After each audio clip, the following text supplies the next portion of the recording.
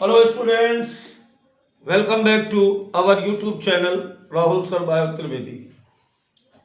तो बच्चों, जैसा कि तुम लोगों को पता है कि इस बार एनएमसी ने बहुत सारे सिलेबस को आगे पीछे किया है। उस आगे पीछे में एक नया टॉपिक जोड़ा गया। टॉपिक क्या, पूरा आधा चैप्टर है बेटा, और इससे बोला उन्होंने फ्रॉग। क्या बोला? फ्रॉग। तो आज हम भीम बैच में फ्रॉग की स्टडी करेंगे। कैसे? लेटेस्ट एनएमसी पैटर्न पर। टॉपिक को शुरू करने से पहले एक बार बेटा यहाँ पर ये बता दूं कि जब भी कोई टॉपिक, चूंकि हम लोग बहुत दिन से पढ़ा रहे हैं, करीब 25 ईयर हो गए हमको टीचिंग करते करते, तो जब भी एनएमसी ने कोई नया टॉपिक जोड़ा है तो उससे क्वेश्चन आने की संभावना 100% बन जाती है। अब ये टॉपिक काफी बड़ा है, तो ये मान के चले आप कि कम से कम अगर एक क्वेश्चन आता है तो 4 नंबर, और वैसे आइडिया ये है कि यहां से कम 2 क्वेश्चन आने वाले हैं। तो बेटा ये बहुत ही इंपॉर्टेंट टॉपिक है, 8 नंबर का है, और ये जब पहले से ही पता हो हमको कि ये टॉपिक आएगा तो पूरा मन लगा करके इसे स्टडी करते हैं।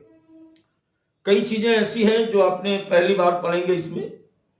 तो चलिए स्टार्ट करते हैं आज की क्लास को फ्रॉग के साथ।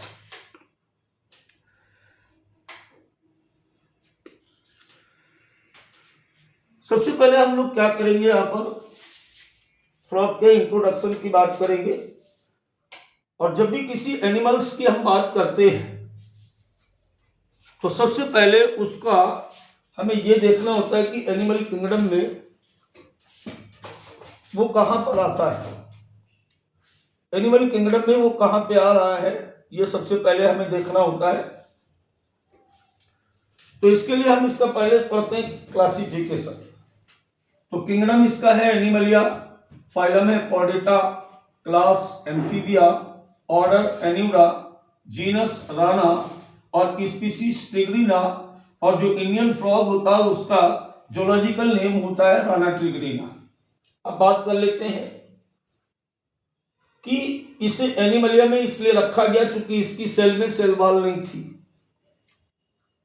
कॉर्डेटा में रखने का कारण यह था कि इसकी बॉडी में वर्टेब्रल कॉलम पाई जाती है। एम्फीबिया इसलिए इसे बोला जाता है क्योंकि ये दोनों जगह पे रहता है। ये लैंड लिविंग और वाटर लिविंग दोनों होता है। यहां पर बात को समझ के चलें कि ये वाटर और लैंड दोनों में रहता है, इसलिए इसको हम एम्फीबिया कहते हैं। ऑर्डर एन्यूरा की अगर बात करें तो एन्यूरा में वो एम्फीबियंस रखे गए जो बेटा विदाउट टेल थे। विदाउट टेल जो एम्फीबियंस होते हैं उनको एन्यूरा में रखा गया। जीनस राना, स्पीसीज ट्रिग्रिना, और जैसा कि मैंने कहा कि इंडियन फ्रॉग का जो नाम होता है वो राना ट्रिग्रिना होता है। देखो, शुरू से मेरी आदत है कि पढ़ाते समय कोई फालतू बात नहीं, सीधे टॉपिक की बात करो, और बेटा नोट्स बना लेना, काम आएंगे। चलिए अब हम लोग बात करते हैं इसके अगले इंट्रोडक्शन के बारे में। अकॉर्डिंग टू एनसीईआरटी सारा पैटर्न पर पढ़ाया जाएगा। मेढक का जो टेम्परेचर होता है वो कांस्टेंट नहीं होता है, do not have constant body temperature. इसलिए बेटा जिनका भी क्या होता है कि बॉडी टेम्परेचर कांस्टेंट नहीं होता है, उन सभी को हम कोल्ड ब्लडेड या पोकिलोथर्मस जंतु कहते हैं। शीत रुधिर वाले जंतु कहलाते हैं। कौन? जिनका बॉडी टेम्परेचर नियत नहीं होता है। तो ये कैसा एक असमतापी जंतु है, और इसलिए इसको हम कोल्ड ब्लडेड या पोकिलोथर्मस कहते हैं। अब बात आती है, एक बात वहां पर उसने चर्चा की कम्फ्लेक्स की। जरा कम्फ्लेक्स के बारे में समझ लें। फ्रॉग तथा कुछ अन्य प्रकार के सजीव ऐसे होते हैं जो अपने शत्रुओं से सुरक्षित रहने के लिए अपने शरीर के तापमान बॉडी कलर को अकॉर्डिंग टू सराउंडिंग्स बदल लेते हैं। इनमें पिगमेंटेड सेल्स पाई जाती हैं इनकी स्किन में। तो फॉर द प्रोटेक्शन ये अपनी बॉडी कलर को चेंज कर लेते हैं। कैसे? Change body colour with surrounding, आसपास के वातावरण के अनुसार ये अपने शरीर के कलर को चेंज कर लेते हैं।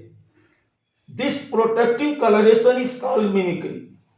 मिमिक्री का मतलब होता है नकल उतारना, अर्थात ये अपने चारों तरफ के वातावरण की नकल उतार करके अपने शरीर की कलरेशन को चेंज करने की कैपेसिटी रखते हैं। क्लियर हो गई बात? इस घटना को कम्फ्लेक्स कहते हैं और नकल उतारने को मिमिक्री कहते हैं। क्लियर हो गई इतनी बात? चलिए अब हम लोग बात करेंगे। अभी जैसे कि मैंने बात की आपसे कि इसका बॉडी का तापमान कांस्टेंट नहीं रहता है। During peak summer and winter they to shelter in deep burrows। ध्यान दीजिए दोबारा से। During peak summer and winter they take shelter in deep burrows। क्या कहने का मतलब है? अधिक सर्दी पड़ने पर, अधिक गर्मी पड़ने पर ये क्या करते हैं? कीचड़ में बिल बना करके अपने को सुरक्षा प्रदान करते हैं। और इस प्रकार जब ये गर्मियों में जाते हैं तो इसे हम एस्टिवेशन या ग्रीष्म निष्क्रियता, क्या बोलेंगे बेटा इसको? इसको हिंदी में कहते हैं ग्रीष्म निष्क्रियता। और सर्दियों में जब ये बिल में के अंदर घुस जाता है तो बेटा इसको हम बोलते हैं शीत निष्क्रियता।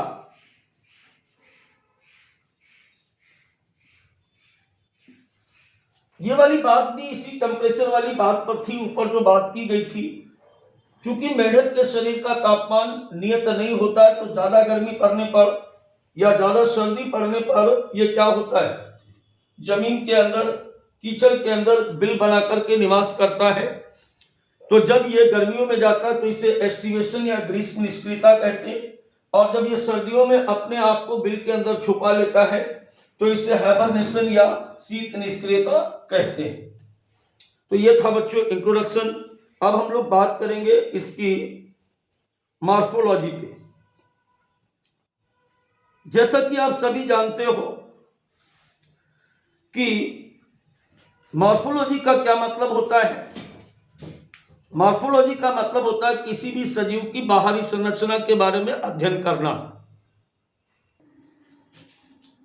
तो जैसा कि मैंने बताया कि मॉर्फोलॉजी का मतलब होता है बाहरी संरचना का अध्ययन करना। तो पहले तो ये भाई साहब आपके सामने दिख रहे हैं, इनको देख लो आसानी से।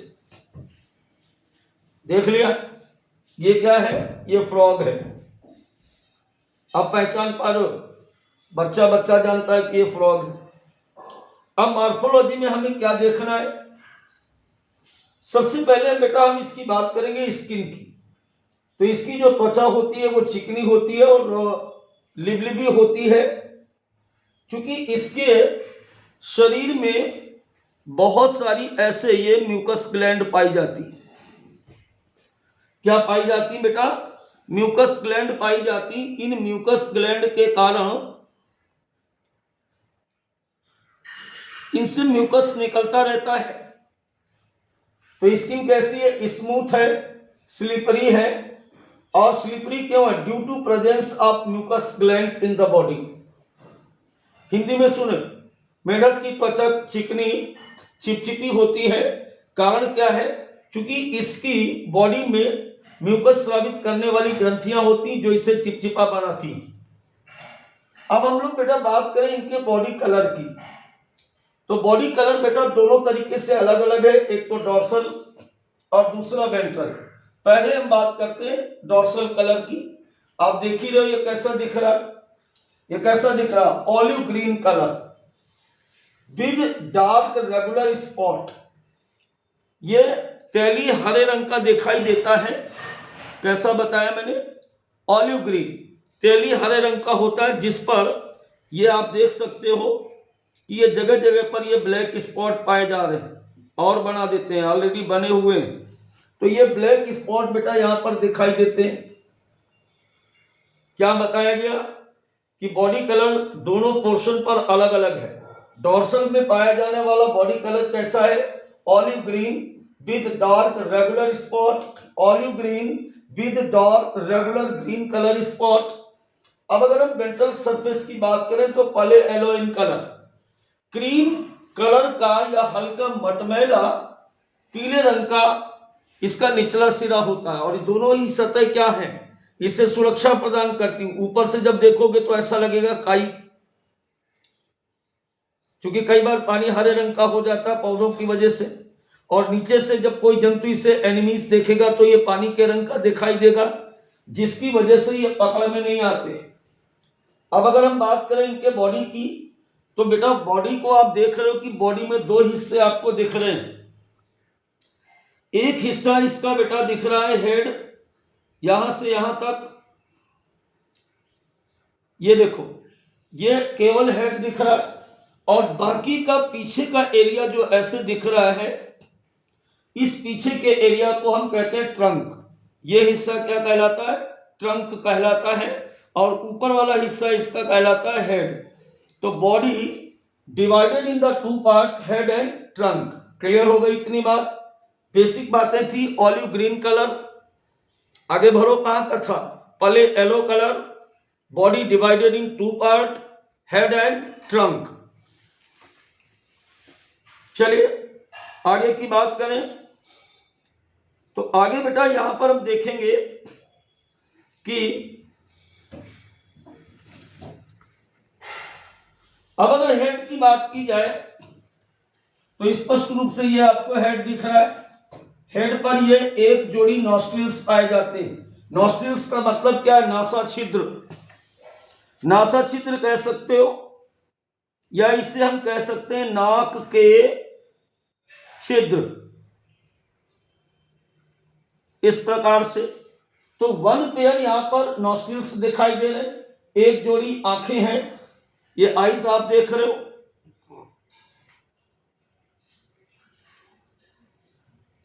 ये हिस्सा।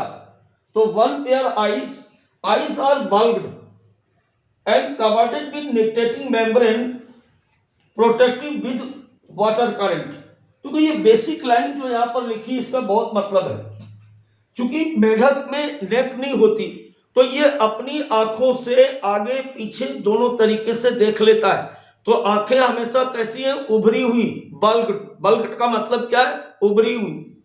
और एक खास बात बता दें कि मेढक जो होता है वो अपनी दोनों आंखों से अलग अलग ऑब्जेक्ट को एक समय में देख सकता है, एक आंख से पीछे एक से आगे, है ना विचित्र बात। और एक बात बेटा कि इसकी आंखों में निमेषक पटल या निक्टेटिंग मेम्ब्रेन्स पाई जाती है। तो जिस समय ये पानी में कूदता है तो पानी की धारा इसकी आंख को चोट ना पहनाए, चोट ना पहुंचाए, इसके लिए ये निक्टेटिंग मेम्ब्रेन्स जो होती है ये इसमें क्या काम करती, चश्मे का काम करती, आंखों को सुरक्षा प्रदान करती। अब देखो यहां पर हम देख रहे हैं कि ये टिम्पैनम लिखा हुआ। टिम्पैनम का मतलब बेटा ईयर है। तो सबसे पहली बात तो आप ये समझ लो कि मेढक में आप जैसे कान नहीं पाए जाते, इसमें केवल इंटरनल ईयर होते हैं, एक्सटर्नल ईयर नहीं होते, ठीक है। तो जहां पर कान लगे होते हैं वहां पर एक मेम्ब्रेन्स पाई जाती है, उस मेम्ब्रेन्स को हम क्या कहते हैं, टिम्पैनम। टिम्पैनम का काम क्या है, साउंड रिसीव करना, receive sound signals from surroundings. अब चलिए इसके बाद हम लोग बात करेंगे ट्रंक की। तो अगर ट्रंक की बात करें,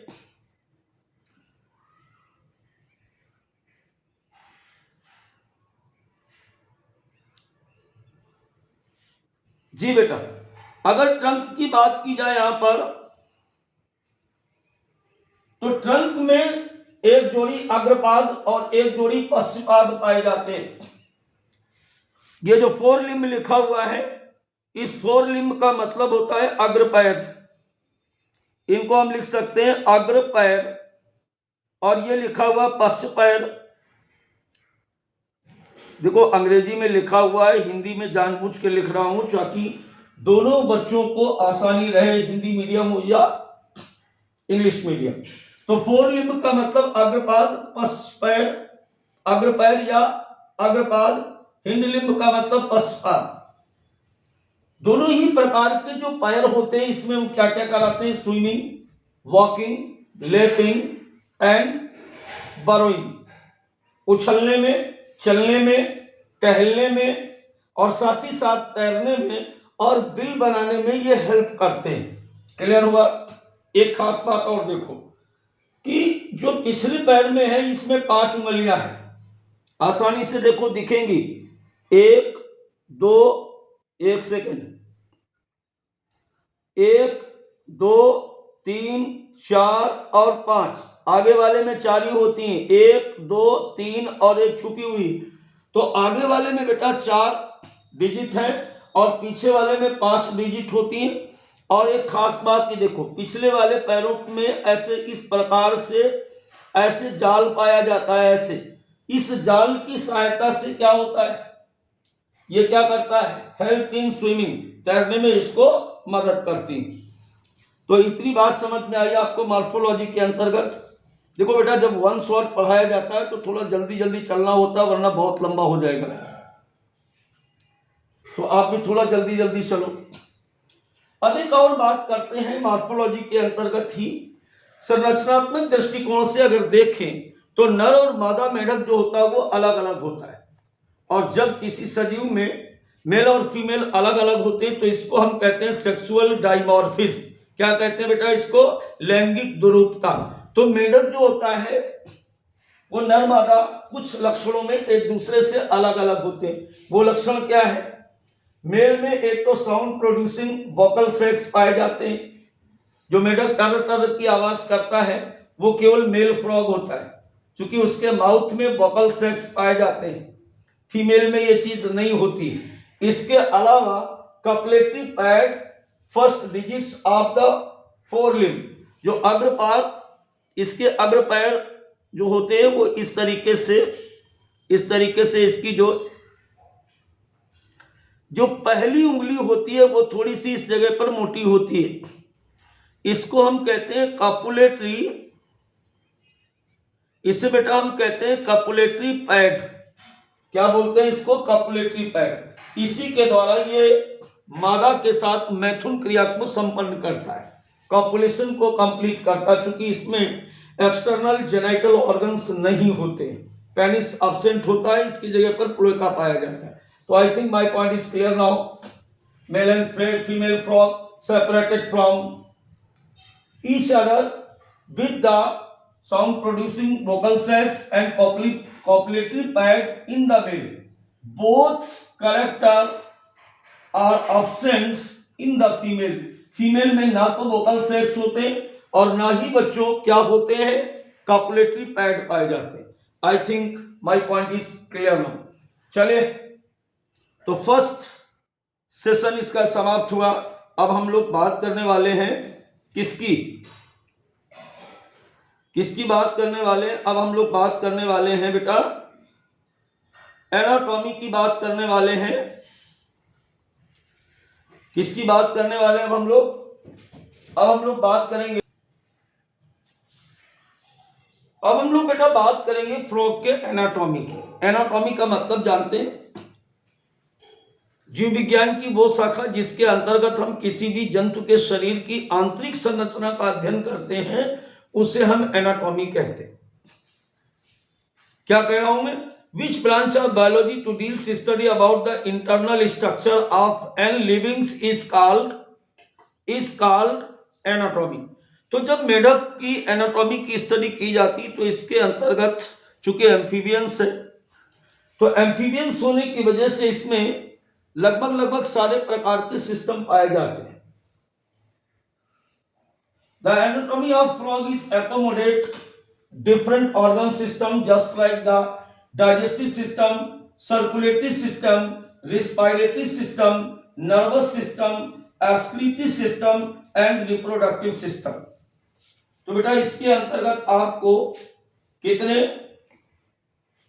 ये नंबरिंग कुछ मुझे गलत लग रही है, जी हाँ, ये 5 और ये 6, तो 6 सिस्टम इसके अंतर्गत आपको पढ़ने हैं। तो आखिरी तक बने रहिएगा। और जो जल्दी जल्दी भागा भागा के देखते हो ना, ये खुद को उल्लू बनाते हो। टाइम दो, एक बार में नहीं हो पा रहा, दोबारा में देख करके सारे नोट्स बनाइए। ये जो भाग भाग के स्पीड बढ़ा बढ़ा के देख लेते हो, हमको सब पता बेटा, हम भी तुम्हारी उम्र के थे, हाँ। और ये सब बदमाशी नहीं करते तो मास्टर नहीं डॉक्टर होते हम भी, समझ गए, बायोलॉजी लिए थे हम भी, लेकिन ऐसी ही बदमाशी करते थे हम, तभी हम क्या हो गए, मास्टर बन पाए, डॉक्टर नहीं बन पाए। तो ये बदमाशियां बंद कर दो, आराम से नोट्स बना करके ईमानदारी से पढ़ो। जल्दी का काम शैतान का, किसने बताया, दादाजी ने, समझ गए बात को, ये बात किसने बताई थी हमको, दादाजी ने। लेकिन समझ में कब आई हमें, जब हम दादाजी बन गए, समझ में आई पूरी बात। चलो अब आगे समझो। तो मैंने क्या कहा आपसे कि जब मेढक का डिसेक्शन करते हैं हम, उसको काट करके देखते हैं, तो इसमें निम्न तंत्र दिखाई देते हैं, जैसे पाचन तंत्र, परिसंचरण तंत्र, श्वसन तंत्र, तंत्रिका तंत्र, उत्सर्गी तंत्र और जनन तंत्र। क्लियर हुआ? तो चलिए बात शुरू करते हैं। इनमें से एक एक सिस्टम के बारे में बात करेंगे। देखिए, फ्रॉग की जब डाइजेस्टिव सिस्टम की बात की जाती है, इसके पाचन तंत्र की जब हम बात करते हैं, तो फ्रॉग का जो पाचन तंत्र है बेटा, वो मनुष्य की तरह ही 2 स्पष्ट भागों में बटा होता है। इसका पहला पार्ट कहलाता है एलिमेंट्री कैनाल, या जिसे हम हिंदी में आहार नाल कहते हैं। दूसरा पार्ट बेटा इसका कहलाता है डाइजेस्टिव ग्लैंड या पाचक ग्रंथियां। अब मेढक की आहार नाल जो होती है वो छोटे साइज की होती है, small in size due to carnivorous. जितने भी मांसाहारी जंतु होते हैं उन सभी में आहार नाल या एलिमेंट्री कैनाल शॉर्टेस्ट होती है, रिड्यूस्ड होती है। और जो हर्बीवोरस होते हैं, जो शाकाहारी होते हैं, उन सभी में पाई जाने वाली आहार नाल बड़ी होती है। क्लियर हो गई इतनी बात? तो मेढक भी एक कॉर्निवोरस है, एक मांसाहारी है, जिसकी वजह से इसकी आहार नाल जो होती है वो कैसी होती है बेटा, छोटी होती है। अब इसकी जो आहार नाल है ये स्पष्ट रूप से यहां पर अगर हम देखेंगे तो किसमें बटी होती है, mouth, buccal cavity, oesophagus, pharynx, stomach और इंटेस्टाइन। दोबारा से हिंदी में सुनो, मेढक की आहार नाल जो होती है वो मैंने क्या कहा अभी आपसे कि मुख, फिर इसके बाद मुख गुहा और ग्रास नली, ग्रास नली के साथ साथ फेरिंग्स, ग्रसनी और आमाशय और आंत्र में बटी होती है। ठीक है, mouth, buccal cavity, oesophagus, pharynx, stomach और इंटेस्टाइन। मुख, मुख गुहा, ग्रासनली, ग्रसनी, आमाशय और आंत्र में बटी होती। आंत्र फिर से 2 भागों में बटी होती है, रेक्टम जिसे हम मलाशय कहते हैं, जिसे हम मलाशय कहते हैं, और अंतिम भाग इसका कहलाता है क्लोएका। क्लियर हो गई बात? इतनी बात समझ में आई?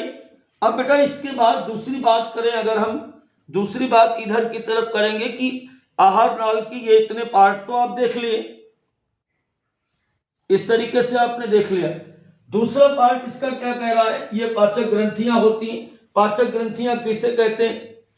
ऐसी ग्रंथियां जो अपने रस को स्रावित करती हैं, secreted and specific juice which is help in the digestion. ऐसी सभी ग्रंथियों को पाचक ग्रंथि कहते हैं। और बेसिकली पाचक ग्रंथियां हम हो या फ्रॉग 2 होती हैं, एक तो होता है लीवर, दूसरा होता है पैंक्रियास, एक तो होता है यकृत और दूसरा होता है आग्नेयाशय। क्लियर हो गया? अब चलिए बात करेंगे हम लोग यहां पर, ये सामने आप देखिए जो बात मैं अभी आपसे कह रहा था, वो बात अब आपके सामने आ चुकी है कि मेढक को अगर काट करके देखा जाए तो उसकी एलिमेंट्री कैनाल इस प्रकार से दिखाई देती है। अब देखो इसकी में यहां से दिखाया गया, इसके पहले क्या है, सबसे बाहर सबसे ऊपर की तरफ माउथ, माउथ कहां पे खुला, माउथ खुला बक्कल कैविटी में, और बक्कल कैविटी जो है यानी मुख गुहा जो है, ये मुख गुहा कहां खुलती है, फेरिंग्स में। कहां खुलती है, फेरिंग्स में। और फेरिंग्स कहां खुला, ये जो पॉइंट आप देख रहे हो डायग्राम पर ध्यान दीजिए, ये ओसोफेगस है, ओसोफेगस में खुला, ठीक। एसोफेगस नीचे की तरफ यहां पर आ जाए, ये कहां खुला, स्टमच में। और स्टमक के बाद का जितना भी हिस्सा ये आप देख रहे हो, ये पूरा यहां से यहां तक जो देख रहे हो, ये पूरा हिस्सा यहां से यहां तक, जरा इसको और क्लियर किया जाए। जहां से ये लाल पॉइंट अब आपको दिख रहा है और जहां तक चला जाए, ये देखो यहां तक जो आप देख रहे हो, इसे हम कहते हैं इंटेस्टाइन। क्या कहते हैं, इसे कहते हैं इंटेस्टाइन या आंत्र कहते हैं। आंत्र का जो अगला हिस्सा होता है इसे कहते हैं ड्यूडिनम, ग्रहणी। इसे क्या बोलते हैं बेटा, ग्रहणी या ड्यूडिनम। शेष पार्ट जो होता है वो इसका कहलाता है इलियम, इलियम कहलाता है शेष पार्ट इसका। वैसे तुम पूरा, क्योंकि मेढक में बहुत ज्यादा यहाँ क्लियरेंस नहीं देना है, इसलिए इसी से काम चलाएंगे। तो स्टमक कहाँ खुला, ड्यूडेनम में, और ड्यूडेनम इंटेस्टाइन में, और इंटेस्टाइन आगे चल करके कहाँ खुल रहा है, क्लोएका से पहले रेक्टम में। कहाँ खुला बेटा, रेक्टम में खुला। और रेक्टम आगे चलकर लास्ट पॉइंट ये जो तुम देख रहे हो इसको हम कहते हैं क्लोएका, ठीक है। दोबारा से देखो, ये आपके सामने जो दिख रही है ये फ्रॉग की इंटेस्टाइन है। मैंने क्या कहा कि digestive system of frog differentiated in two part, first part is called the alimentary canal and other is called digestive gland. तो first part means the alimentary canal. ये क्या है, ये अंगों का वो समूह जहां पर भोजन को पचाया जाएगा। अब इसमें कितने ऑर्गन आ रहे हैं, तो माउथ आ रहा बेटा, बक्कल कैविटी आ रहा, फेरिंग्स आ रहा, फेरिंग्स ओसोफेगस में खुल रहा है, ओसोफेगस इंटेस्टाइन में खुल रहा है, इंटेस्टाइन कहां खुल रहा है, स्टमक इंटेस्टाइन में, और इंटेस्टाइन रेक्टम में, रेक्टम क्लोएका में। वापस चलो, ये क्या है, oesophagus opens out in stomach, stomach किसमें खुला, इंटेस्टाइन में, इंटेस्टाइन इंटेस्टाइन इंटेस्टाइन, और ये कहां पे आ गए हम, रेक्टम में, और rectum finally opens outside of the body through the cloaca. तो बेटा ये जो डायग्राम एनसीईआरटी में बिल्कुल क्लियर हुआ आपका। चले बात को आगे बढ़ाते हैं।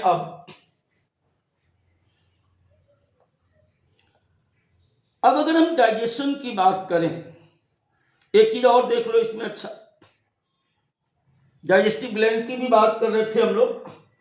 तो बेटा ये आपको दिख रहा है लीवर, ये क्या दिखा आपको, ये है लीवर, इसको हिंदी में कहते हैं यकृत, राइट।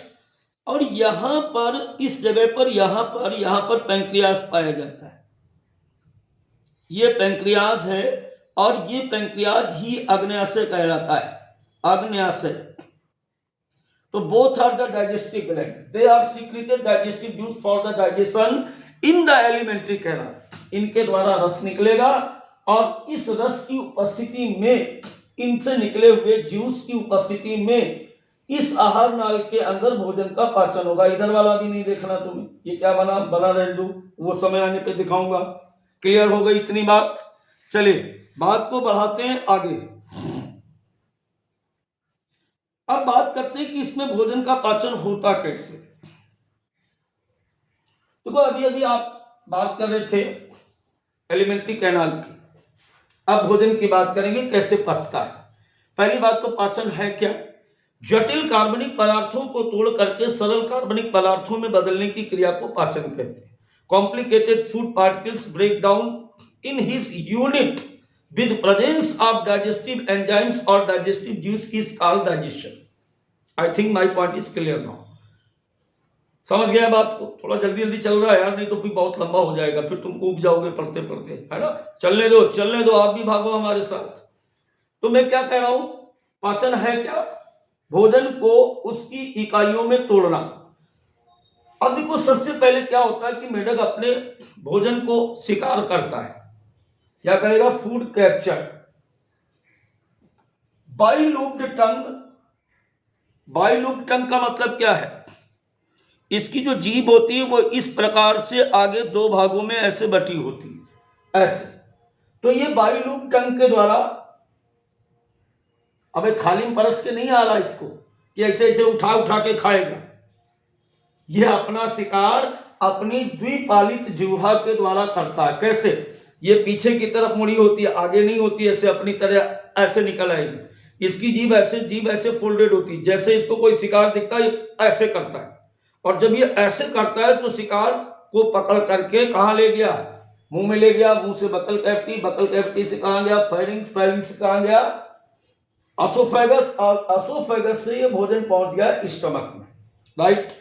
अब जब भोजन स्टमक में पहुंच गया तब आमाशय की दीवार के द्वारा हाइड्रोक्लोरिक एसिड या हाइड्रोक्लोरिक अम्ल को सिक्रीट किया गया, और ये हाइड्रोक्लोरिक एसिड इस भोजन के साथ रिएक्शन करता है। ये कहां से आ गया? Secreted by wall of stomach.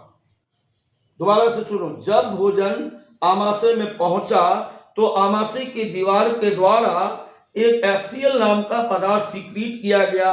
इस HCl ने, हाइड्रोक्लोरिक अम्ल ने भोजन के साथ क्रिया की और क्रिया करके भोजन को थोड़ा बहुत पचा दिया। अब इस पचे हुए भोजन को क्या कहते हैं? Partially digested food, now called crime.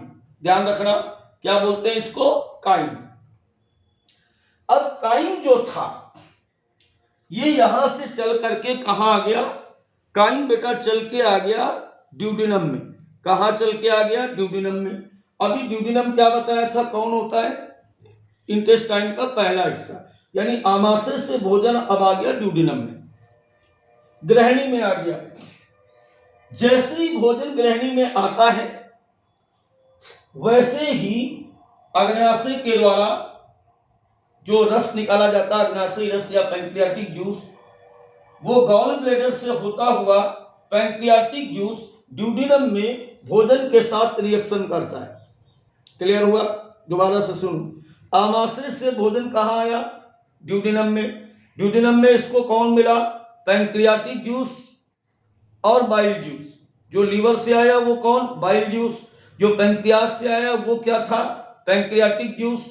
Pancreatic juice पहले बाइल गॉल ब्लैडर में इकट्ठा होता है और फिर गॉल ब्लैडर से वो ड्यूडेनम में सिक्रीट होता है। अब इन दोनों रसों के प्रभाव से भोजन में क्या परिवर्तन आया? भोजन में परिवर्तन आया भाई साहब, पहली बात तो फैट का इमल्सिफिकेशन हो गया, समझ गए? फैटी एसिड और ग्लिसरॉल में टूट गया। फिर दूसरा क्या हुआ कि जितना भी भोजन में कार्बोहाइड्रेट और प्रोटीन था उसका भी डाइजेशन कंप्लीट हो गया। क्लियर हो गया? अब जरा आगे देखिए, अभी बात खत्म नहीं हुई। अब क्या हुआ कि ये वाला जो भोजन था जो ड्यूडेनम में यहां पर पचा, इमल्सिफिकेशन हो गया, कार्बोहाइड्रेट प्रोटीन डाइजेस्ट हो गया। अब ये भोजन यहां से इंटेस्टाइन में आ गया। कहां आ गया बेटा? इंटेस्टाइन में। तो फाइनल डाइजेशन कहां पे हुआ? Final digestion completed in the intestine. अब इंटेस्टाइन में क्या क्या हो गया? सारा भोजन गया पच, यानी अब हमारे पास क्या क्या है कि ग्लूकोज हो सकता है, फैटी एसिड हो सकता है, अमीनो एसिड हो सकता है, एमिनो एसिड है, और अमीनो एसिड के अलावा मिनरल्स होगा बेटा, वाटर होगा। ये सब डाइजेशन के बाद हुआ, यानी अपनी इकाई में भोजन टूट गया। अब ये भोजन digested food absorb by villi and microvilli. Intestine के अंतिम भाग यानी आंतरिक भाग में इस प्रकार से ऐसे ये विलाई और माइक्रोविलाई पाई जाती, ये विलाई और माइक्रोविलाई पाई जाती। इनके द्वारा इस भोजन को अवशोषित करके शरीर में ब्लड के पास भेज दिया जाता है। और जो बचा, जो अनडाइजेस्टेड फूड होता है, जो भोजन नहीं पच पाया, वो भोजन बेटा undigested waste move through the rectum and cloaca, rectum से यानी मलाशय से होता हुआ क्लोएका से बाहर निकाल दिया जाता है। पूरी बात समझ में आ गई? क्लियर हुआ? अब बेटा बात करते हैं रिस्पायरेटरी सिस्टम की। देखो, फ्रॉग में रिस्पायरेटरी सिस्टम की बात का मतलब है ब्रीथिंग। ब्रीथिंग जानते हो ना? ब्रीथिंग का मतलब क्या है? ब्रीथिंग का मतलब है श्वास लेना। ब्रीथिंग का मतलब है सांस लेना। तो चलिए बात करते हैं कि मेढक सांस कैसे लेता है। ये बात हमें नहीं भूलनी। कौन सी? कि मेढक बेटा एक एम्फीबियंस है। मेढक जो है वो जल और थल दोनों में निवास करने वाला प्राणी है ना? तो इसी हिसाब से उसके सारे सिस्टम हैं। जो जहां पे रहता है उसी हिसाब से उसकी बॉडी मॉडिफाइड होती है। तो यहां पर जो हम देख रहे हैं कि जब दो तरीके का यहां पर श्वसन रहेगा। एक तो जब ये पानी में रहेगा तो अलग कुछ करेगा, और जब ये थल पर रहेगा, लैंड पे रहेगा, टेरेस्ट्रियल लाइफ को सरवाइव करेगा, उस समय बाबू इसका जो होगा ना सिस्टम अलग होगा। तो चलिए मेन क्वेश्चंस की बात करते हैं। जिस समय मेढक पानी में होगा उस समय ये अपना श्वसन किससे करेगा? स्किन से। अब आपको अगर आश्चर्य हो रहा है तो हम क्या करें? अब करता है तो करता है, करता है तो करता है। आपको लग रहा है कि नाक से करना चाहिए था। अरे भाई, तुम नाक से इसलिए करते हो क्योंकि तुम पानी में नहीं रहते हो। मछली देखो गिल से करती। ऐसे ही मेढक जब पानी में होता है तो अपना श्वसन किससे करता है बेटा? स्किन से करता है। और इसे हम कहते हैं क्यूटेनियस रिस्पिरेशन। क्या कहते हैं? Cutaneous respiration. और ये किस द्वारा होता है? डिफ्यूजन के द्वारा होता है बाबू। किसके द्वारा होता है? विसरण विधि के द्वारा। किसके द्वारा? विसरण विधि के द्वारा ये अपनी त्वचा से ऑक्सीजन को लेता है और CO2 को बाहर निकालता है। क्या मैंने कहा कि जैसे ये इसकी स्किन है तो ये O2 को ऐसे लेगा अंदर और CO2 को स्किन से ही बाहर निकाल देगा। लेकिन प्रॉपरली ये कब होगा? जब मेढक कहाँ होगा? पानी में होगा। अब अगर मेढक कहाँ टहल रहा है? अबे पानी में टहलता नहीं है, पानी में तैरता है। अब हमने क्या कहा? टहल रहा है, उछल रहा है, तो कहाँ होगा? लैंड पे, ऑन लैंड, यानी जब वो थल पर है, थली जगह तुम्हारी भाषा में। जब वो थली जगह पे है तो वो श्वास लेगा मुखगुहा से, त्वचा से और लंग्स, तीनों से। खास करके मेढक लंग्स से श्वसन कब करता है? जब वो वर्किंग कर रहा होता है, शिकार पकड़ रहा होता है, भाग रहा होता है, उछल रहा होता है, यानी जब उसे ज्यादा एनर्जी की जरूरत होती है, उसी समय वो केवल पल्मोनरी रिस्पिरेशन कहता है। अब एक शब्द मुंह से निकल गया कि पल्मोनरी रिस्पिरेशन क्या है। तो जब कोई प्राणी, मेढक ही नहीं, कोई भी प्राणी जब लंग्स के थ्रू ब्रीथिंग को कंप्लीट करता है, सांस लेने की क्रिया को कंप्लीट करता है बच्चों, जब हम उसको क्या बोलता? बोलो क्या बोलता? पल्मोनरी रिस्पिरेशन बोलता। आई think my point is clear now. ठीक, अब चलिए बात को आगे बढ़ाते हैं। चला,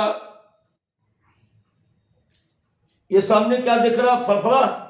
फड़फड़ा नहीं होता यार, फेफड़ा होता है। क्या होता है? फेफड़ा। अंग्रेजी में क्या होता है? लंग्स। हाँ, मजे लेके पढ़ो यार, टेंशन नहीं लेने का।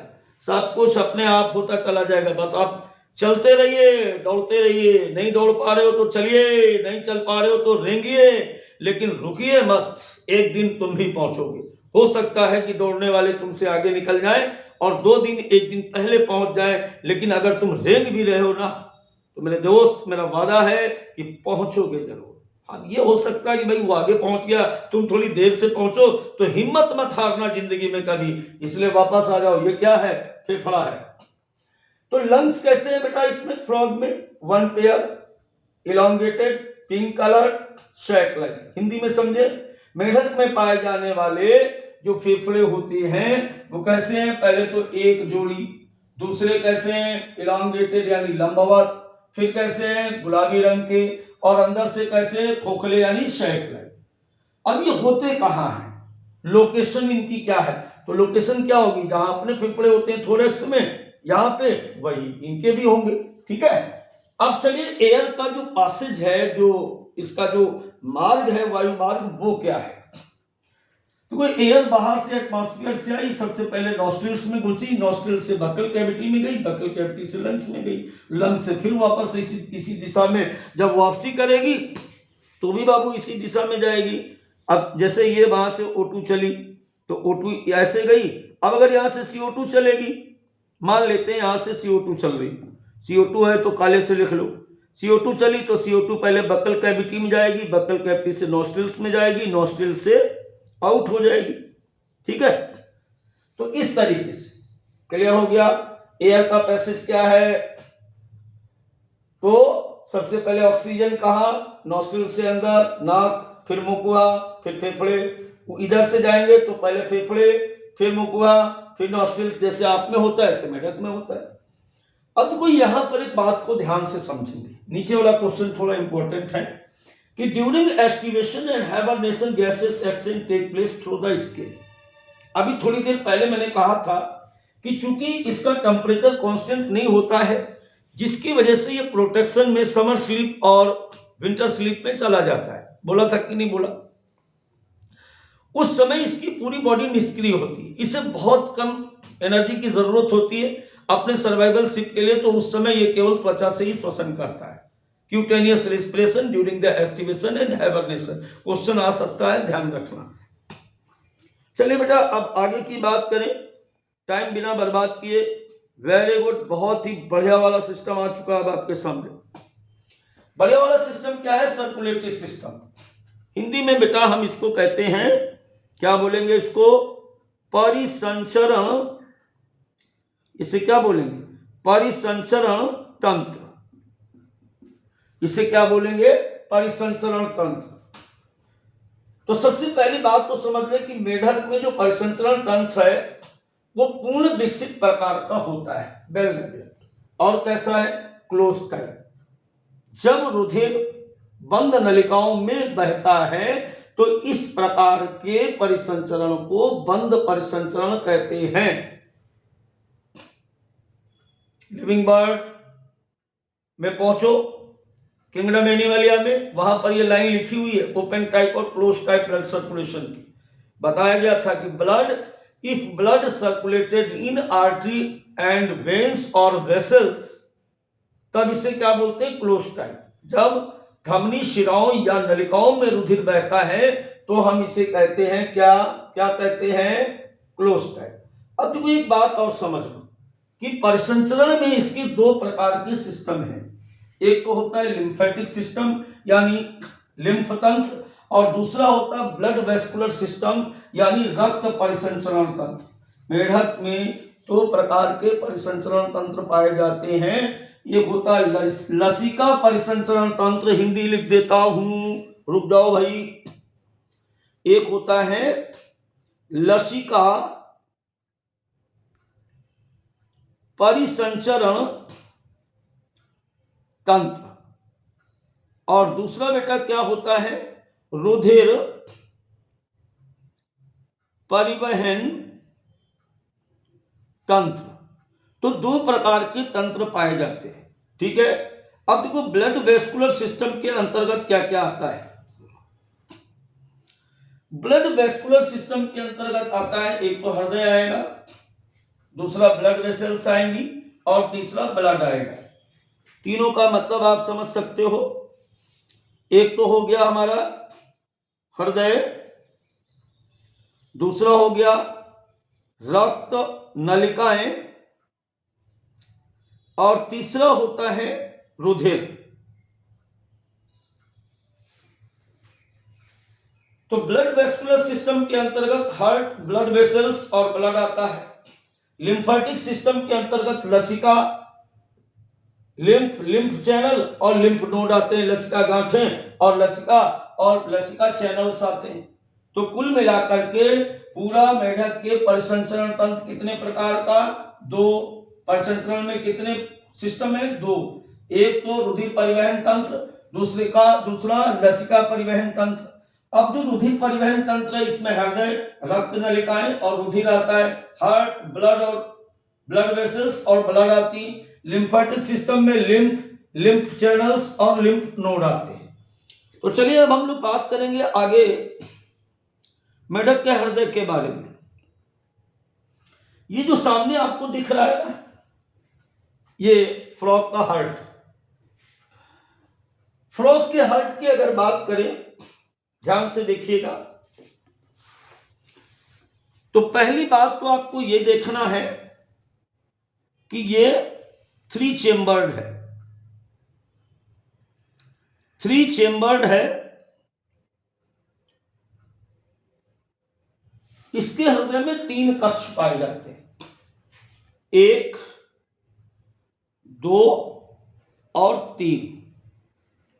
1, 2 और 3 कक्ष पाए जाते हैं। अब इसमें से पहला, ये आप देखो, हमें ना देखो, बोर्ड पे देखो, ये एक तो लेफ्ट आर्किल, ये राइट आर्किल, इसे हम कहते हैं दायां अलिंद और इसे कहते हैं बायां अलिंद। फिर यहां पर क्या लिखा है, ये वेंट्रिकल। वेंट्रिकल को हम कहते हैं निलय। क्या कहते हैं बेटा, निलय। क्लियर हो गया। तो अगर आपसे क्वेश्चन पूछा जाता है कि how many chamber presence in the heart of frog, तो 3 चेंबर, 2 आर्किल 1 वेंट्रिकल, 2 अलिंद 1 निलय पाया जाता है। इतनी बात क्लियर हो गई।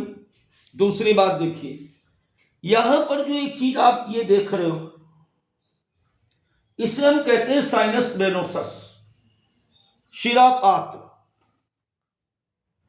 इसे हम कहते हैं शिरापात्र। देखो इसमें एक बात समझनी है आपको कि इसमें चूंकि एक कक्ष यहां पर कम है, अपने यहां क्या होता है, अपने यहां 4 चेम्बर्ड होता है, इसमें केवल बेटा 3 चेम्बर्ड है। तो 3 चेम्बर्ड है तो एक चेम्बर कम है, उसका काम ये करता है साइनस वेनोसस। अब ये साइनस वेनोसस क्या करता है कि शरीर से डीऑक्सीजनेटेड ब्लड को लेफ्ट प्रीकेवा, राइट प्रीकेवा और पोस्ट केवा के द्वारा ब्लड को कलेक्ट करता है। ये सारा का सारा कैसा है, डीऑक्सीजनेटेड ब्लड।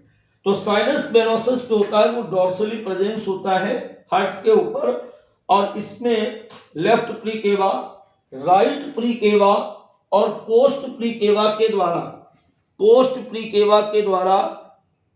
राइट प्रीकेवा के द्वारा, लेफ्ट प्रीकेवा के द्वारा डीऑक्सीजनेटेड ब्लड लाया जाता है। कैसा, डीऑक्सीजनेटेड ब्लड।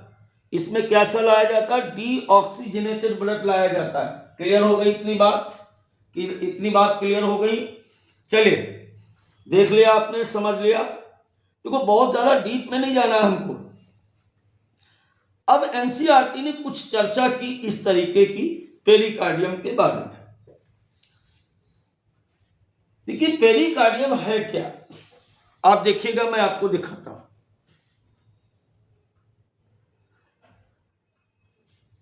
हृदय जो होता है ना, अभी हमने आपको बताया कि इस तरीके से ये हृदय 3 चेम्बर्ड हृदय पाया जा रहा है ऐसे। इसके ऊपर एक ऐसी प्रोटेक्टिव कवरिंग पाई जाती है ऐसे, इस तरीके से ऐसे। इस प्रोटेक्टिव कवरिंग को हम कहते हैं पेरिकार्डियल मेम्ब्रेन। ये जो यहां पर दिख रहा है इसको कहते हैं पेरिकार्डियल कैविटी, और इसके अंदर एक फ्लूइड भरा होता है यहां पर ऐसे, इसे कहते हैं हम पेरिकार्डियल फ्लूइड। ये सारा का सारा क्या है, प्रोटेक्शन के लिए पाया जाता है हृदय में। धक्का सहने के लिए, हृदय लगातार चलता है तो टेम्परेचर को रेगुलेट करने के लिए, और किसी भी घर्षण से बचाने के लिए हृदय के ऊपर ये सुरक्षात्मक जो आवरण है, इस पूरे सुरक्षात्मक आवरण के लिए ही एनसीईआरटी ने पेरिकार्डियम शब्द का प्रयोग किया। आपको मैंने दिखा दिया कि इस पूरी पेरिकार्डियल सिस्टम में 3 बातें हैं। एक तो पेरिकार्डियल मेम्ब्रेन, पेरिकार्डियल कैविटी और इसके अंदर भरा हुआ फ्लूइड, और ये सब किस लिए लगा हुआ है? For the protection. अब देखो, जैसे अभी बात की गई साइनस वेनोसस की, हालांकि पीछे मैंने साइनस वेनोसस आपको बता दिया, दोबारा से देख लो। साइनस वेनोसस बेटा इस प्रकार से त्रिकोणीय रचना है जो हृदय के ये देखो, ये ऐसे, ये त्रिभुजाकार रचना है। इसमें ऊपर दिएप्री केवा, नीचे पोस्ट केवा, और हृदय के डॉर्सल साइड पे लगे होते हैं, और तीनों तरफ से इस प्रकार इसमें डीऑक्सीजनेटेड ब्लड यहां पर फिल होकर के आता है। पीछे भी अभी मैंने बताया था आपको इसके बारे में। अब देखो, यहां पर जो सबसे खास बात वो होता है, सबसे खास बात पहले समझने की बात करें, मेढक में एक नई चीज पाई जाती है, और वो नई चीज होती है पोर्टल सिस्टम। इसको जरा आराम से, क्या पाया जाता है? पोर्टल सिस्टम पाया जाता है। हिंदी में बेटा इसे हम कहते हैं निवाहिका तंत्र। क्या कहते हैं इसको? निवाहिका तंत्र कहते हैं इसको। बिल्कुल आराम आराम देखो। अब ये बात आती कि निवाहिका तंत्र होता क्या है, सबसे पहले हमें ये जानना है। देखो, जनरली क्या होता है, जनरली क्या होता है कि जब भी बेटा सर्कुलेशन होता है ना ब्लड का, तो देखो एक सिस्टम होता है, एक चेन सिस्टम होता है। क्या कि जैसे यहां पर ये हार्ट है, हार्ट से ब्लड लंग्स में गया, और लंग्स से हृदय में वापस लौटा।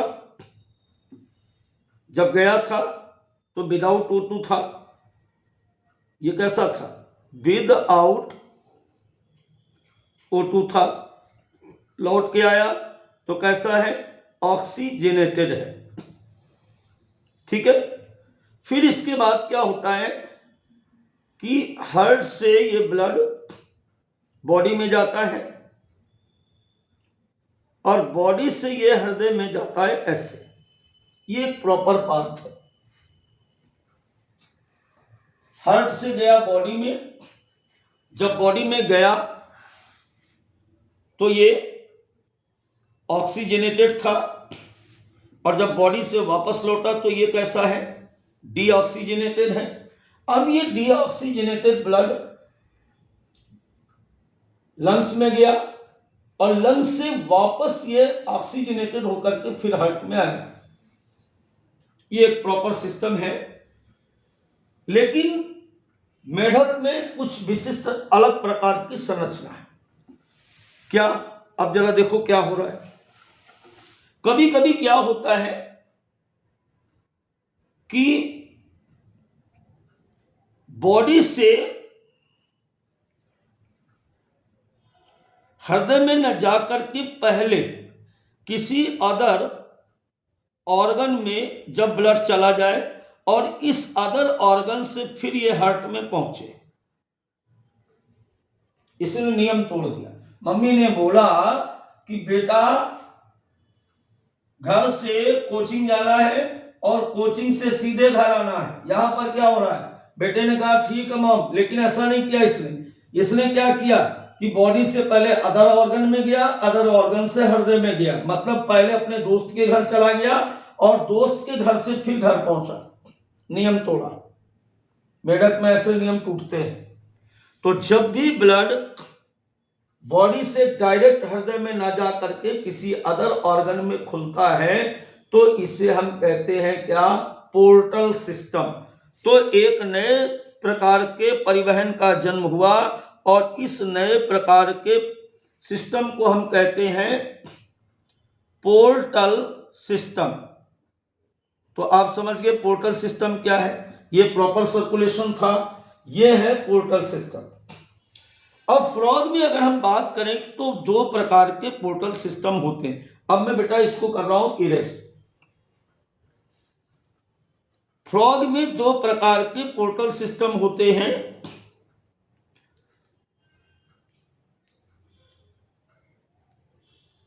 एक मिनट,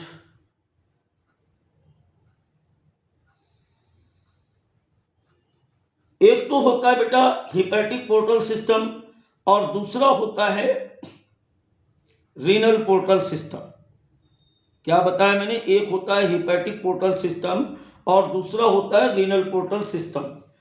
तो अगर अब हम बात करें हिपैटिक पोर्टल सिस्टम की, हिपैटिक पोर्टल सिस्टम या इसे हम कहते हैं यकृत निवाहिका तंत्र। यहां पर ध्यान देंगे, इसे कहते हैं हम लोग यकृत निवाहिका तंत्र। इसमें क्या होता है कि ब्लड एलिमेंट्री कैनाल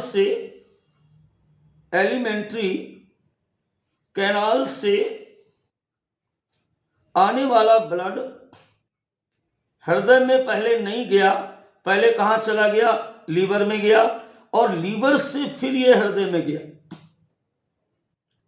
इसलिए इसको हम कहते हैं यकृत निवाहिका तंत्र।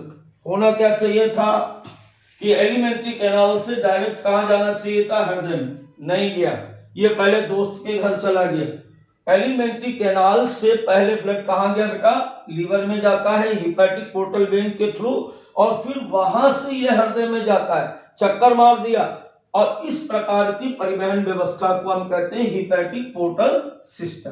क्लियर हो गया? बात समझ में आई? पहले बात समझ में आई कि नहीं आई? अब बात करें हम अगर दूसरे सिस्टम की, तो दूसरा सिस्टम है हमारा रीनल पोर्टल सिस्टम। यहां पे क्या हो रहा है कि पोस्टीरियर पार्ट ऑफ बॉडी, जैसे हिंड लिम्ब,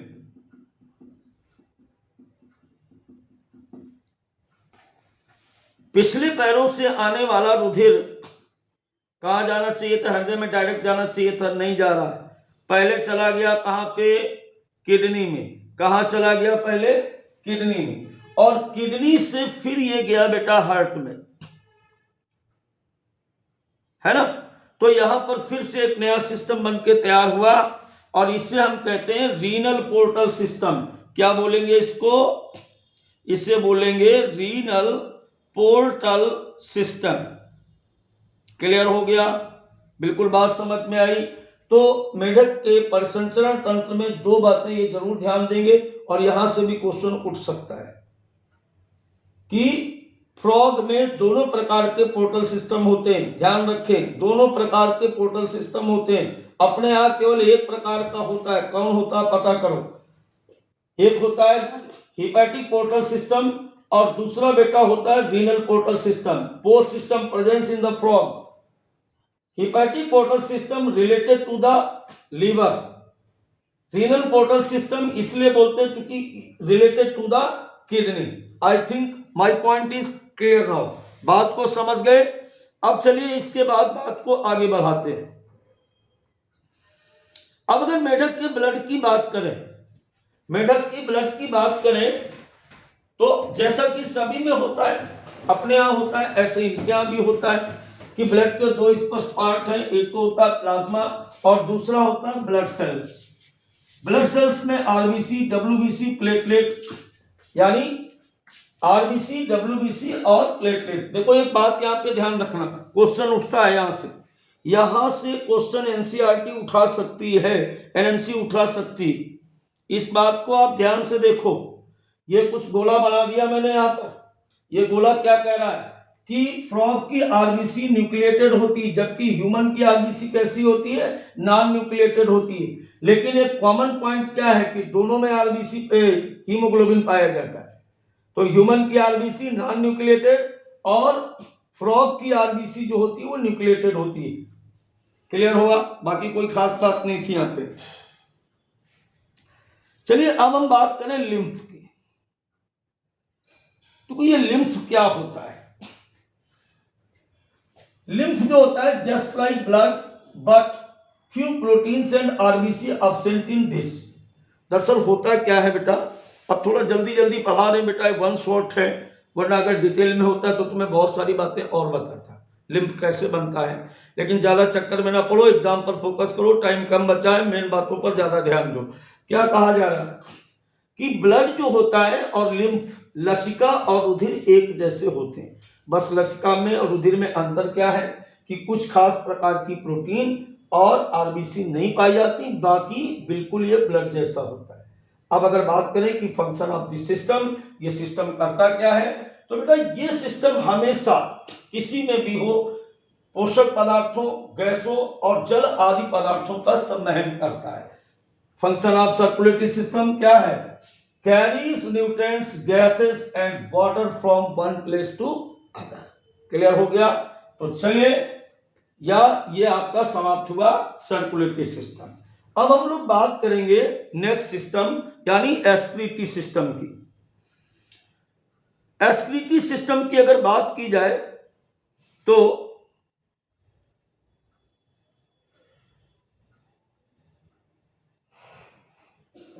बात कर ही लेते। सबसे पहली बात तो उत्सर्जन है क्या, व्हाट इज एक्सक्रीशन। देखिए हमारे शरीर में तमाम सारी जैविक क्रियाएं होती रहती हैं और उन जैविक क्रियाओं के फलस्वरूप बहुत सारे ऐसे वेस्ट मटेरियल बनते हैं जिनकी शरीर में रिक्वायरमेंट नहीं होती। ऐसे पदार्थों को शरीर से बाहर निकालने की क्रिया को हम एक्सक्रीशन कहते हैं। Removal of wastage, removal of unwanted material, removal of toxic material from the body is called excretion, and which organs are included or liberated in this is called excretory system. ऐसे सभी अंगों का समूह जो इन waste material को शरीर से बाहर निकालने में मदद करते हैं उनको हम क्या कहते हैं? उत्सर्जी तंत्र कहते हैं। Group of organs, system, individual organ. Clear हो गया? चलिए मेढक की अगर बात की जाए तो मेढक में पाया जाने वाला जो एक्सक्रीटरी सिस्टम होता है बेटा, वो पूरी तरीके से वेल डेवलप्ड यानी कि पूरी तरीके से विकसित होता है। इसके एक्सक्रीटरी सिस्टम के अंतर्गत क्या क्या आता है? एक तो ये देख रहे हो, ये डायग्राम आपको दिख रहा होगा, थोड़ा सा बोर्ड पर फोकस करें, ये देखो, ये आपको दिख रही इतनी, इधर पीला वाला नहीं देखना, वो दूसरी चीज है, वो बात की बात है, पहले केवल ये वाला देखो। तो ये जो आपको दिख रहा है ये वन पेयर किडनी है, क्या बोलते हैं? एक जोड़ी ब्लक, एक जोड़ी ब्लक। इसके अलावा ये यूरेटर यानी इसे हम कहते हैं मूत्र वाहिनी, और तीसरा ये क्लोएका, इसकी हिंदी मुझे भी नहीं पता भाई, और नीचे ये जो देख रहा है इसको कहते हैं ये वाला, ये देखो डायग्राम में ये वाला दिखा, ये वाला, इसे हम कहते हैं यूरिनरी ब्लैडर या मूत्राशय, इसे कहते हैं मूत्राशय। तो पूरे एक्सक्रीटरी सिस्टम के अंतर्गत क्या क्या आएगा? एक जोड़ी किडनी, एक जोड़ी यहां पर बेटा क्या आ जाएगा? यूरेटर आ जाएगा, और तीसरा पॉइंट यहां पर अगर हम देखेंगे तो यहां पर आ जाएगा यूरिनरी ब्लैडर। तो आई think my point is clear now. चलिए आगे की बात करें अगर, तो दोबारा से इसी बात को और ध्यान से देखो, मैंने क्या कहा कि वेस्टेज को बाहर निकालने के लिए फ्रॉग में एक जोड़ी क्या पाए जा रहे? किडनी। किडनी के बारे में अगर बात करें तो नंबर कैसा? One pair. लोकेशन क्या है? Posteriorly in the body cavity both side of the vertebral column. जरा दोबारा से देखो, जैसे यहां पर हम ध्यान दें तो ये इसकी वर्टेब्रल कॉलम है, रीढ़ की हड्डी है, ऐसे ऐसे ऐसे, इसकी दोनों तरफ इस प्रकार से ऐसे, दोनों तरफ एक एक ऐसे post side of vertebral column एक एक किडनी प्रेजेंस होती है। Each kidney composed with nephrons और यूरिनरी फेरस ट्यूब्यूल्स। दुनिया की कोई भी किडनी होगी, ध्यान रखना, केवल मेढक की नहीं, उसके अंदर क्या पाई जाती? वृक्क नलिकाएं पाई जाती। यही वृक्क नलिकाएं क्या करती हैं? मूत्र का निर्माण करती हैं और साथ ही साथ मूत्र को बाहर निकालने का काम करती। मेल में जो ये आप देख रहे थे ना यूरेटर, उनको हम बेटा बोलते हैं यूरोजेनिटल डक्ट, और फीमेल में केवल यूरेटर पाए जाते हैं। क्यों ऐसा है, थोड़ी देर बाद जब हम आपको पढ़ाएंगे, क्या पढ़ाएंगे, रिप्रोडक्टिव सिस्टम, तब आप इस बात को समझ पाएंगे। अब फाइनली क्वेश्चन और पूछा जाएगा कि मेढक क्या है। तो मेढक बेटा एक क्या है? मेढक क्या है? मेढक एक यूरियोटेलिक एनिमल्स है। यूरियोटेलिक किसे कहते हैं? जो अपने उत्सर्जन में यूरिया निकालते हैं। जैसे हम लोग भी क्या है? यूरियोटेलिक है। तो इसी प्रकार फ्रॉग भी क्या है बेटा? क्या है बेटा? एक यूरियोटेलिक जंतु होता है। बात समझ में आ गई? क्लियर हुआ पूरी तरीके से?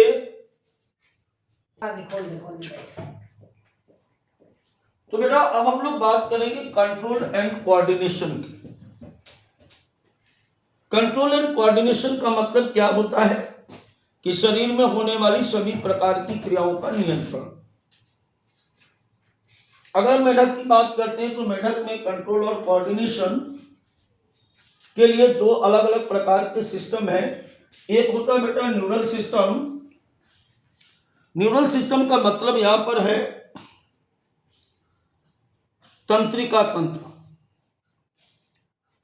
तंत्रिका तंत्र, और दूसरा होता है एंडोक्राइन सिस्टम यानी अंतः स्रावी तंत्र। तो दो सिस्टम के द्वारा मेढक में सभी क्रियाओं को कंप्लीट किया जाता है। अब अगर नर्वस सिस्टम की बात करें तो नर्वस सिस्टम के दो पार्ट है, सेंट्रल नर्वस सिस्टम केंद्रीय तंत्रिका तंत्र, पीएनएस या परिधि तंत्रिका तंत्र, और सेंट्रल नर्वस सिस्टम दो पार्ट में बटा होता है, एक ब्रेन और दूसरा स्पाइनल कॉर्ड। मस्तिष्क और स्पाइनल कॉर्ड की हिंदी गया भूल, कोई बात नहीं, चलेगा। अब ये पेरिफेरल नर्वस सिस्टम के अंतर्गत एक तो आती क्रेनियल नर्व, दूसरा स्पाइनल नर्व आती है। दूसरी तरफ इसमें सिंपैथेटिक और पैरासिम्पैथेटिक सिस्टम आते हैं। अब अगर हम एंडोक्राइन सिस्टम की बात करें तो मेढक में पाए जाने वाले एंडोक्राइन सिस्टम के अंतर्गत pituitary, pineal, thymus, thyroid, parathyroid जैसी ग्रंथियां आती हैं। क्या लिखा मैंने कि pituitary, thyroid, parathyroid, thymus, renal body या एड्रीनल बॉडी से बोलते हैं, और पैंक्रियास, गोनट्स, ये सब क्या है? ये इसमें पाई जाने वाली एंडोक्राइन ग्लैंड्स होती हैं। फिर से दोबारा से pituitary, pineal, thymus, thyroid, parathyroid, adrenal, pancreas और गोनट्स, ये सब क्या है? एंडोक्राइन ग्लैंड्स हैं। इनके द्वारा हार्मोन्स निकलते हैं और उन हार्मोन्स से मेढक के शरीर में होने वाली जैविक क्रियाओं का संचालन, कंट्रोल, कोऑर्डिनेशन हमारी तरह किया जाता है। अब बेटा अगर हम केवल ब्रेन की बात करें तो इनक्लोज इन क्रेनियम यानी ब्रेन बॉक्स, ये जो खोपड़ी हमारी देख रहे हो ना, ये 8 हड्डियों से मिलकर के बनी होती है। ऐसे मेढक में भी जो मस्तिष्क होता है वो हड्डियों से बने हुए एक बॉक्स के अंदर बंद होता है। अपनी भाषा में इसे हम क्रेनियम बोलेंगे, कॉमनली इसे ब्रेन बॉक्स कहते हैं। ब्रेन के बेटा 3 पार्ट हैं, fore brain, mid brain, hind brain, अग्र मस्तिष्क, मध्य मस्तिष्क और पश्च मस्तिष्क। फोर ब्रेन के अंतर्गत olfactory lobe, paired cerebral hemisphere, unpaired diencephalon. Olfactory lobe, cerebral hemisphere, unpaired diencephalon, ये फोर ब्रेन के पार्ट हैं। मिड ब्रेन में ऑप्टिक लोब और हिंड ब्रेन के अंतर्गत सेरिबेलम और मेडुला ऑब्लंगाटा आता है। ये जो मेडुला ऑब्लोंगाटा होता है, ये देख रहे हो ना, देखो तुम्हें हम दिखाते हैं। जैसे बेटा ये हमारा जो है ये ऐसे सिस्टम है, ऐसे। अब इसमें ये ब्रेन है, ऐसे। ब्रेन का अंतिम भाग जो है ये वाला मेडुला ऑब्लोंगाटा कहलाता है, ये वाला। फिर ये एक यहां पर छिद्र होता है जिसको हम कहते हैं फोरामेना मैग्नम। इससे पास आउट होने के बाद यही चीज स्पाइनल कॉर्ड में बदल जाती है। Medulla oblongata passes out through the foramen magnum. तो फोरामेना मैग्नम यहां पर क्या है, ये छिद्र है। इस फोरामेना मैग्नम के द्वारा जब पास आउट होता है तो यही चीज स्पाइनल कॉर्ड में बदल जाती है। अब बात करें अगर सेंस ऑर्गन की, संवेदी अंगों की बात की जाए तो मेढक में टच के लिए सेंसरी पैपिला पाए जाते हैं, स्वाद के लिए यानी टेस्ट के लिए टेस्ट बड पाए जाते हैं, स्मेल के लिए डॉर्सल एपिथेलियम होती है, विजन यानी दृष्टि के लिए आंखें होती हैं, हियरिंग के लिए टिम्पैनम पाया जाता है। लेकिन टिम्पैनम में खास बात क्या बताई थी, टिम्पैनम विद इंटरनल ईयर, इसमें एक्सटर्नल ईयर नहीं होते। और साथ ही साथ खास बात, एक बात ध्यान रखें कि जो ईयर होते हैं ये हेयरिंग और बैलेंसिंग दोनों प्रकार के ऑर्गन्स होते हैं। Ear is an organ of hearing as well as balancing और इक्विलिब्रियल ऑर्गन्स। बच्चों अब हम लोग बात करेंगे फ्रॉग के लास्ट सिस्टम की, और वो लास्ट सिस्टम हमारा है रिप्रोडक्शन। रिप्रोडक्शन खुद ही कह रहा है, रिप्रोडक्शन है क्या, अपने आप को दोबारा प्रोड्यूस करना। बच्चों के रूप में माँ बाप का दोबारा से उत्पन्न होना ही क्या कहलाता है, रिप्रोडक्शन। क्लियर हुआ। मेढक की अगर बात करें तो have well organised male and female reproductive system, दोनों प्रकार के सिस्टम मेढक में पाए जाते हैं। चलिए बात करते हैं मेल रिप्रोडक्टिव सिस्टम की। तो अगर मेल रिप्रोडक्टिव सिस्टम की बात करो तो आपके सामने ये दिख रहा है male reproductive system. Male reproductive system के अंतर्गत एक जोड़ी वृषण, ये देखिए, ये एक जोड़ी इधर और एक ऐसा ही इधर आपको दिख रहा है। तो ए पेयर ऑफ एलोवाइस ओवाइडल टेस्टिस, नर जननांगों के रूप में एक जोड़ी अंडाकार गुलाबी रंग के रचनाएं पाई जाती जिनको हम टेस्टिस या वृषण कहते हैं। ये टेस्टिस या वृषण किडनी के ऊपर पाई जाने वाली डबल फोल्डेड पेरिटोनियम, जिसे बेटा मीजोआर्चियम कहा जाता है, इसके द्वारा ये अटैच होते हैं। ये देख सकते हो, यहाँ पे देख रहे हो ना। तो टेस्टिस किडनी के साथ लगे हैं। हम लोग में जैसे हैंगिंग ऑर्गन के रूप में होते हैं ऐसे नहीं है, इसमें किडनी के साथ अटैच होते हैं एक जोड़ी अंडाकार हल्के पीले रंग की संरचनाओं के रूप में। और इनके ऊपर जो ये आप देख रहे हो ना, ये आप देख रहे हो, ये फीते जैसी रचनाएं जो आपको दिख रही ऊपर, इन फीते जैसी रचनाओं को हम कहते हैं फैट बॉडी। क्या कहते हैं इसको बेटा, इसको कहते हैं फैट बॉडी। अब देखो यहां से पतली पतली नलिकाएं, ये देखो ऐसे दिख रही ना, ये पतली पतली नलिकाएं, इनको हम कहते हैं वासा इफ्रेंसिया।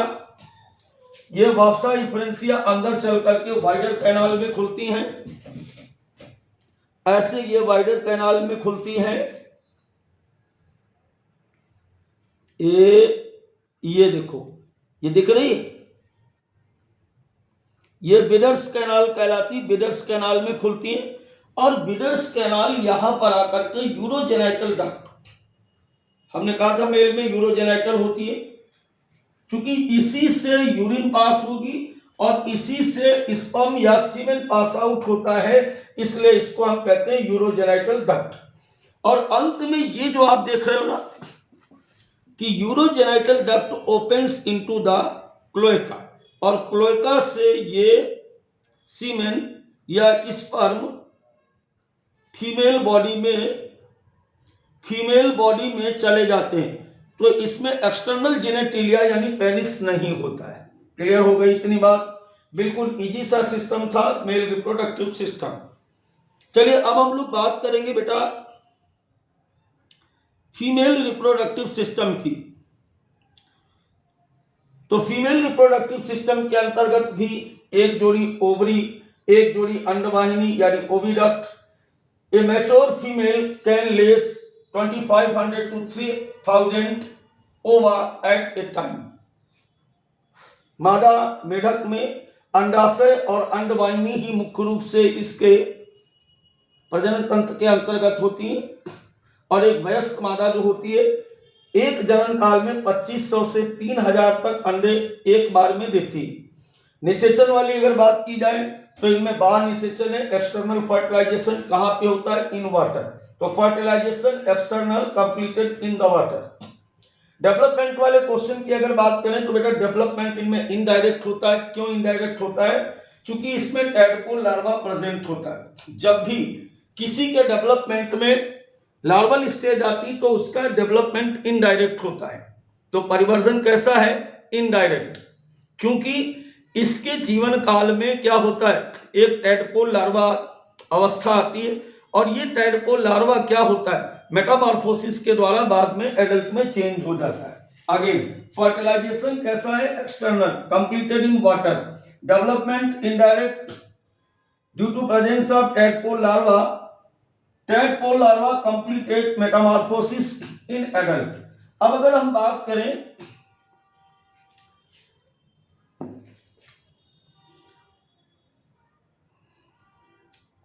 ये देख लीजिए, यहां पर आप देख रहे हो ना, ये ओवरी ऐसे इस पर भी होगी तो एक जोड़ी ओवरी, और एकमात्र ये जो आपको दिख रही है ओविडक्ट है।